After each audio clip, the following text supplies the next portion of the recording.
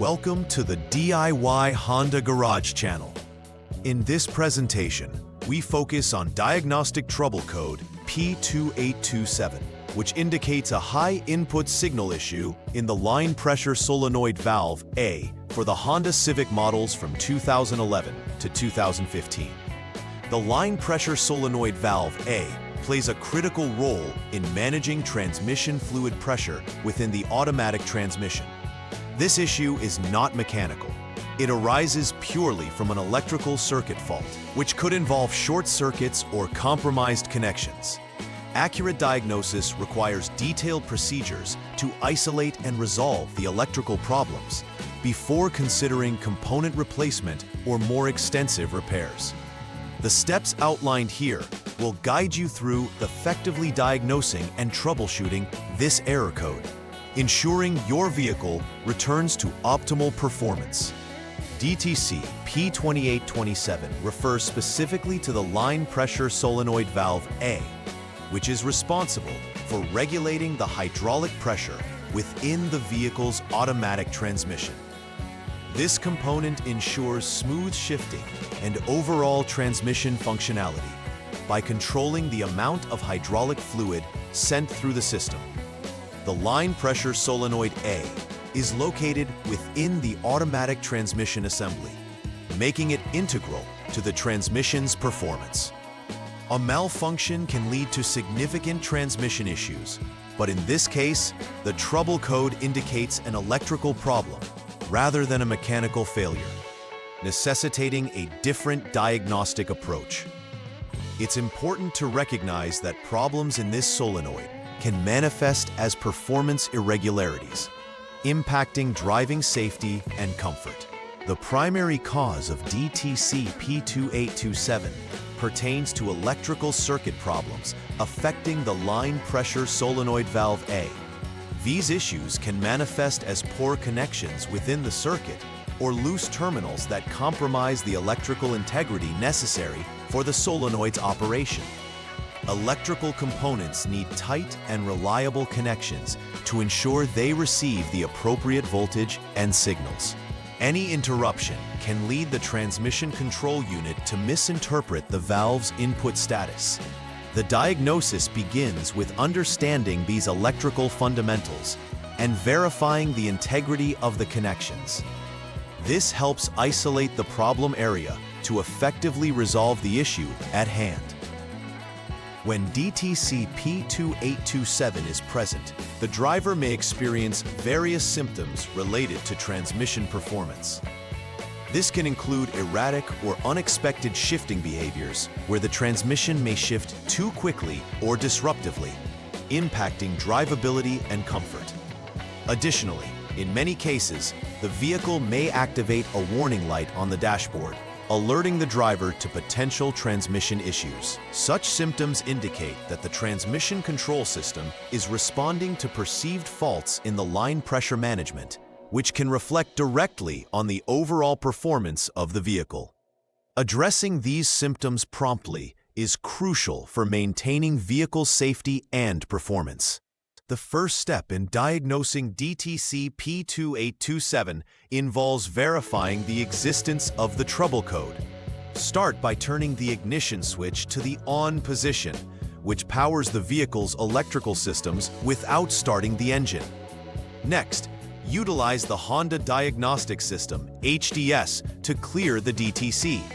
Once cleared, start the engine while in the park position and observe the system for approximately 1 second before checking for any pending or confirmed DTCs. Once again, if DTC P2827 is still indicated, it confirms the ongoing issue, warranting further investigation.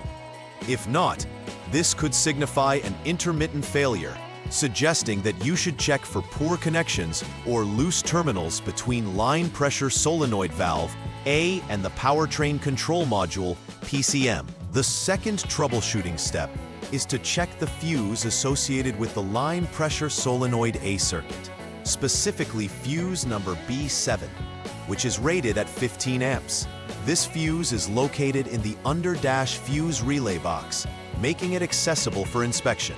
Begin by determining if the fuse is in good condition or blown. If it's intact, reinstall it and move to the next step of the troubleshooting process. However, if the fuse is found to be blown, it must be replaced. After replacing the fuse, re-evaluate its condition. If it blows again, a short circuit to ground may exist within the B7 fuse circuit, warranting additional repairs before further steps can be taken. The third step involves checking for any open wiring issues in the IG1_MISSOL line, which is crucial for the line pressure solenoid valve A's function. Start by turning the ignition switch to the lock position to cease power. Then, utilize the HDS to jump the SCS line, creating a temporary connection for testing purposes. Next, disconnect the PCM connector A, specifically the 49-pin configuration, to isolate the circuit. With the connector removed, turn the ignition switch to the on position and measure the voltage between the specified test points to assess the integrity of the IG1_MISSOL wire. If battery voltage is still present, this indicates the wire is functioning correctly. If not, this reveals an open circuit in the IG1_MISSOL wire, necessitating repairs between the PCM and the B7 fuse. For the fourth troubleshooting step, focus on assessing the internal resistance of line pressure solenoid valve A. Initially, turn the ignition switch to the lock position to ensure safety. Next, disconnect the 2-pin connector from the line pressure solenoid valve A, isolating it from the circuit for accurate readings. With this connector removed, you'll now measure the resistance across the identified test points. The expected resistance range should be between 13.8 and 17.1 ohms. A reading within this range implies that the solenoid valve is functional. However, if the resistance falls outside this specified range, it indicates a fault in the solenoid itself, necessitating its replacement before proceeding to the next steps in the diagnostic process. In the fifth troubleshooting step, check for continuity in the PLA wire, crucial for the signaling between the line pressure solenoid A and the PCM. As before, begin this step by jumping the SCS line with the HDS. Once again, disconnect the relevant PCM connector, specifically PCM connector B, to isolate the circuit properly. With the connection removed, check for continuity between the test points defined for the PLA line. Successful continuity confirms the integrity of the wiring. If continuity is established, it is advised to ensure that the PCM is updated with the latest software, or substitute a known good PCM to rule out control unit issues. If continuity is absent, investigate and repair any breaks in the PLA wire leading from the line pressure solenoid A to the PCM. The final repair verification step ensures that all previously disconnected connectors are reconnected securely, reinstating all electrical connections. After confirming that each connector is properly attached, turn the ignition switch to the on position without starting the engine, activating the vehicle's electronics. With everything in place, use the HDS to clear any DTCs remaining and start the engine while in the park position, allowing it to run for at least 1 second.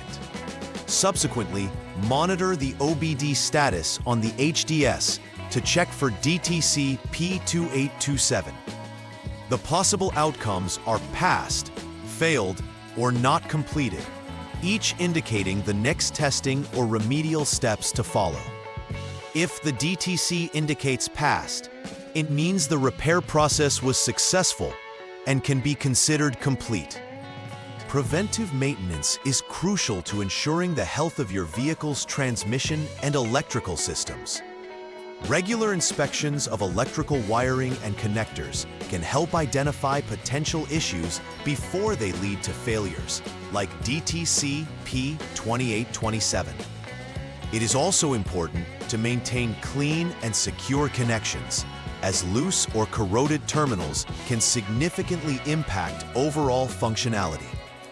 Additionally, keeping the powertrain control module, PCM, software updated is essential. Manufacturers often release updates that enhance performance and address known issues. By following these maintenance practices, you can help prevent the recurrence of DTC P2827 and ensure the longevity of your vehicle's components. In conclusion, diagnosing and repairing DTC P2827 involves a systematic approach to identifying electrical circuit issues, primarily with the line pressure solenoid valve A. Throughout the troubleshooting process, it is crucial to ascertain whether the problem lies in the fuses, wiring connections, or the solenoid itself. This presentation emphasized the step-by-step procedures, beginning with problem verification, checking fuses, and concluding the thorough continuity testing of wiring. Ultimately, ensuring comprehensive diagnostics and repairs will lead to improved transmission functionality, thereby enhancing the vehicle's overall performance and reliability. Adopting regular preventive maintenance measures will further support a trouble-free driving experience. Please like and subscribe to the channel. See you next time.